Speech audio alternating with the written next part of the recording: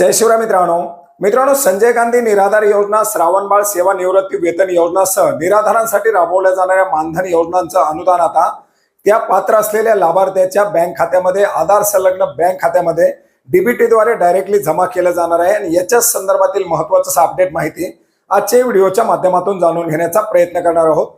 मित्रांनो, यापूर्वी सुद्धा आपण अपडेट घेतलं होतं की जे काही योजना केंद्र शासनाच्या माध्यमातून राज्य शासनाच्या माध्यमातून राबवल्या जातात, या योजनांचं मानधन, या योजनांची अनुदान ही डीबीटीद्वारे बँक खात्यामध्ये आधार संलग्न बँक खात्यामध्ये देण्याची प्रक्रिया सुरू करण्यात आलेली आहे।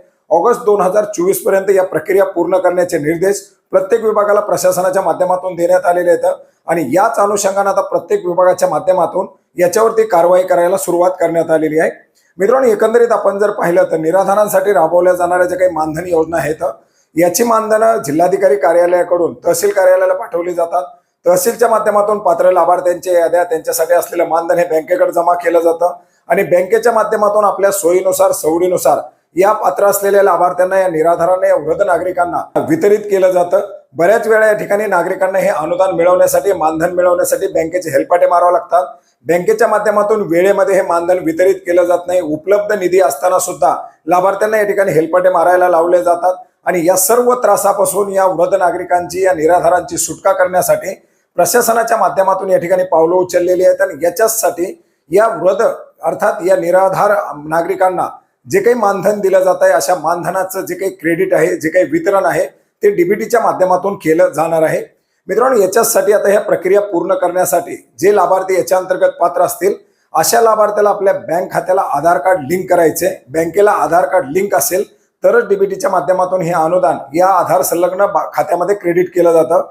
आपल्या बँक खात्याला आपला मोबाईल नंबर लिंक करायचा आहे, जेणेकरून या योजनेचं मानधन खात्यामध्ये क्रेडिट झाल्यानंतर त्या लाभार्थ्याला घर बसल्या मेसेजच्या द्वारे माहिती कळेल की आपल्या या योजनेच्या अंतर्गत मानधन आपल्या खात्यामध्ये क्रेडिट झालेलं आहे, जेणेकरून आपल्याला बँकेमध्ये जाऊन हे तपासण्याची गरज पडणार नाही।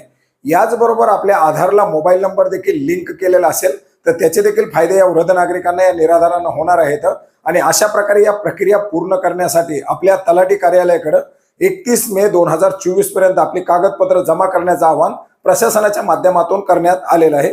मित्रांनो, एकंदरीत आपण जर पाहिलं तर केंद्र शासनाच्या सूचनानुसार, याचबरोबर आपल्या महाराष्ट्र सामान्य प्रशासन विभागाच्या माध्यमातून दिलेल्या निर्देशानुसार ऑगस्ट नंतरची जी काही अनुदान असतील, मानधन असतील, ही पूर्णपणे डीबीटीच्या माध्यमातून वितरण करण्यासाठीचे स्पष्ट निर्देश देण्यात आलेले आहेत।